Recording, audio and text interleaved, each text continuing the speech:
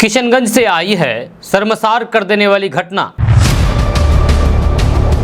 किशनगंज के एक सिपाही पर लगा पहले किडनैप, उसके बाद प्यार, फिर शादी, उसके बाद यौन संबंध, अंत में गर्भपात कराने का आरोप।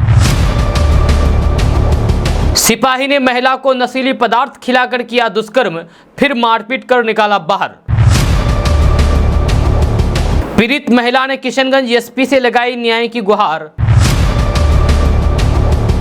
जाने किशनगंज से आई इस घिनौना घटना के बारे में विस्तार से, आप बने रहें अंत तक। जहां बिहार के किशनगंज जिला में पदस्थापित एक सिपाही के ऊपर ये सारे गंभीर आरोप एक महिला द्वारा लगाई गई है। महिला इस सनसनीखेज आरोप लगाते हैं, फिर किशनगंज पुलिस विभाग में हलचल सी मच गई है। बड़े अधिकारी भी सख्ते में आ गए हैं और मामले की छानबीन में जुट गए हैं। जब मामला जनता के सामने तब आया जब इस्लामपुर बंगाल की निवासी एक महिला अपने गुहार लेकर के एसपी डॉक्टर इनामुल हक मैग्नू के दफ्तर में पहुंची। एसपी किशनगंज को लिखित और फिर मौखिक उसने अपनी पूरी आप बीती विस्तार पूर्वक सुनाई और साथ ही साथ मौके पर आए हुए मीडिया कर्मियों से भी महिला ने रोते हुए अपना दुखड़ा सुनाया और इंसाफ की गुहार लगाते हुए उसकी आंखें नम थी। यह सिपाही चंदन कुमार पिता रामेश्वर, जो कि किशनगंज जिले के जियापोखर थाने में पदस्थापित हैं, जो कि बिहार के भोजपुर का रहने वाला है, उनके ऊपर आरोप लगाते हुए लड़की ने कहा कि उसको अगवा करके भोजपुर ले गए और जबरन शादी रचा ली, जब फिर कुछ दिन बाद मारपीट करके घर से बाहर निकाल दिया गया। लड़की ने आरोप लगाते हुए यह भी कहा कि उसको नशीले पदार्थ खिला करके उसके साथ कई बार दुष्कर्म भी किया गया। महिला की माने तो वो इस्लामपुर के एक ब्यूटी पार्लर में काम करती थी। उसी दरमियान सिपाही चंदन कुमार के वो नजदीक आए। फेसबुक के जरिए दोनों एक दूसरे के करीब आए। चंदन ने लड़की से प्यार का इजहार किया, मगर जब लड़की के तरफ से इनकार किया तब सिपाही द्वारा उन्हें अगवा कर लिया गया। जहाँ अगवा करके किशनगंज लाया जाता है, किशनगंज लाकर के नशीली पदार्थ खिला करके उसके साथ दुष्कर्म किया जाता है, यहाँ तक कि जबरदस्ती उसके मांग में सिंदूर भी डाल दिया जाता है। जी हाँ, किशनगंज के जियापोखर थाने में पदस्थापित इस सिपाही के ऊपर महिला ने जबरन अपहरण करके शादी करने और फिर उसके बाद गर्भपात कराने का सनसनीखेज आरोप लगाया है।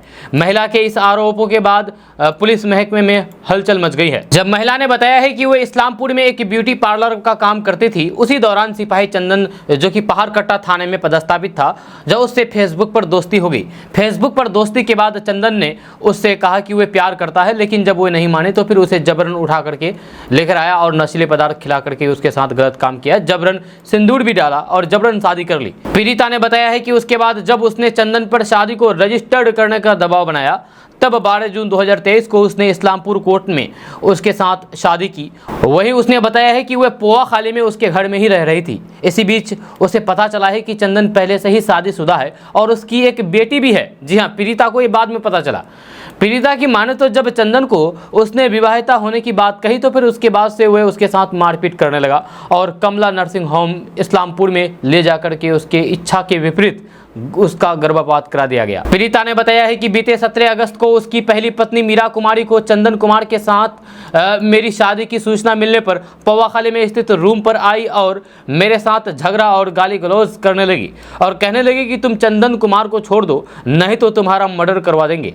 मैं खुद पुलिसकर्मी हूँ, जब तुम इसका साथ नहीं छोड़ोगी तो फिर दान स्वरूप 20 लाख रुपए, 10 भरी सोना अपने माँ बाप के घर से लाओ, तभी चंदन कुमार के साथ रहने दूंगी। और मुझे मारपीट करके घर से बाहर निकाल दिया गया।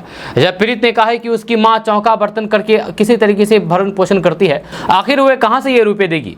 जब वही उसने कहा है कि वह जब थाना गई तो फिर उसे भगा दिया गया और अब उसे डर है कि कहीं उसकी हत्या न कर दी जाए। जब पीड़िता ने कहा है कि उसे इंसाफ मिलनी चाहिए, इसीलिए वो एसपी से मिलने आई है। जब मामले में एसपी डॉक्टर इनामुल हक मैग्नू ने कहा कि आवेदन मिला है और कोई भी सरकारी कर्मी पहली पत्नी के रहते हुए दूसरी शादी नहीं कर सकता। जब एसपी डॉक्टर इनामुल हक मैग्नू ने कहा है कि मामले की जाँच के बाद विधि सम्मत कार्रवाई की जाएगी और पीड़िता को इंसाफ दिलाया जाएगा। दोस्तों, ये अपडेट बस यहाँ तक। इसके बारे में आप क्या कहना चाहते हैं नीचे कमेंट बॉक्स में कमेंट करके जरूर बताइएगा। साथ ही आपको बता दूं कि अगर आप हमारे चैनल पर नए आए हैं तो फिर चैनल को सब्सक्राइब करके बेल आइकन को प्रेस कर दीजिए और साथ ही वीडियो को लाइक कर दीजिए, अपने दोस्तों के साथ शेयर भी कीजिए। तो चलिए मिलते हैं फिर नेक्स्ट वीडियो के साथ, तब तक के लिए जय हिंद, जय भारत।